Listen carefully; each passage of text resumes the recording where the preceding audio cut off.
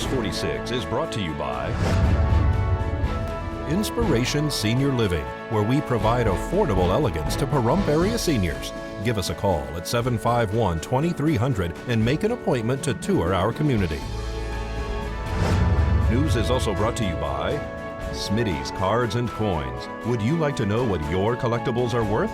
Come by 2281 Postal Road, Unit 4, across from the post office. News is also brought to you by J.K. Nelson Law. Call 727-9900 today for your free consultation. If you need a lawyer, you need Nelson.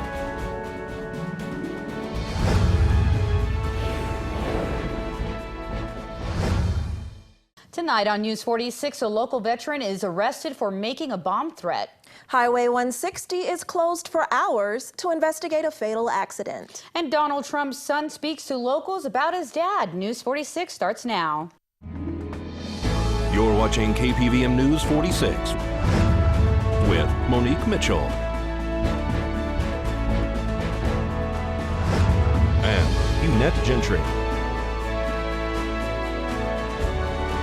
Local coverage from Deanna O'Donnell.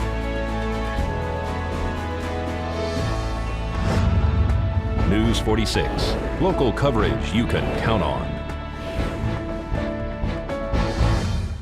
Good evening. It's Tuesday, February 23rd, 2016. I'm Monique Mitchell. And I'm Eunette Gentry for News 46. Well, motorists were stopped for almost 5 hours in traffic last night while Nevada Highway Patrol's major accident investigation team looked into a fatal accident involving 3 motorcycles and 2 vehicles that occurred right before 6 p.m. on Highway 160 near Spring Mountain. 1 person was killed, 4 others transported to local hospitals, 1 by Mercy Air. The accident is still under investigation, but it involved a Honda CR-V, a Ford Edge, and 3 unnamed motorcycles. 1 motorcycle rider is deceased, 1 rider transported, and 1 uninjured. 3 people in the Ford Edge were injured and no injuries reported in the Honda CR-V. Names have not been released as of news time. We will have more on this story as it develops. The name of yesterday's suspect in relation to the bomb threat at the post office on Postal Road has been released with his booking photo.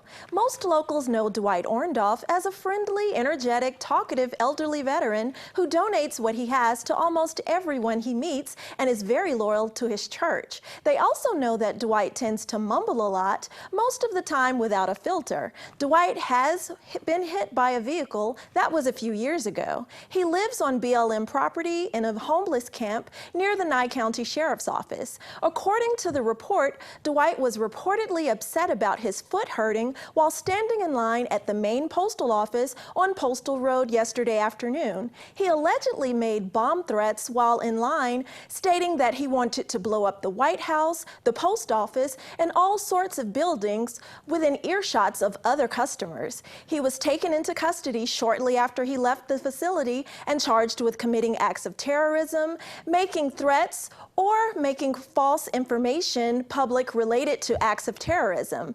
These are very serious crimes in a federal building that law enforcement does not and should not take lightly. Dwight was released on his own recognizance this morning. His court date has not been set. And as we head into the break, here is the latest in local court cases.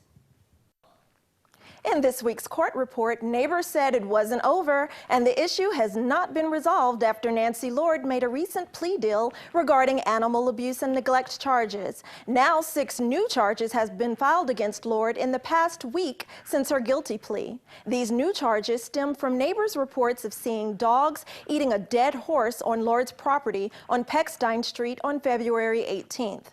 Lord now faces charges including overdriving, torturing, injuring, abandoning animals by failure to provide proper sustenance, animals running at large, violating dogs and cats limits, dogs and cats license required, and disturbing the peace. Lord now has an arraignment hearing regarding these new charges scheduled on March 7th.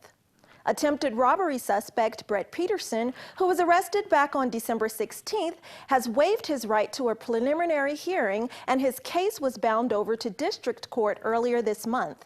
Peterson was taken to the Nye County Detention Center after a call regarding a burglary at a residence on Rancho. The suspect told police he entered a Chevy Blazer on the property, changed its tire, and took the vehicle's registration, all without the owner's permission. Peterson also admitted to smoking methamphetamine earlier that day. Peterson's arraignment hearing is scheduled for March 17th.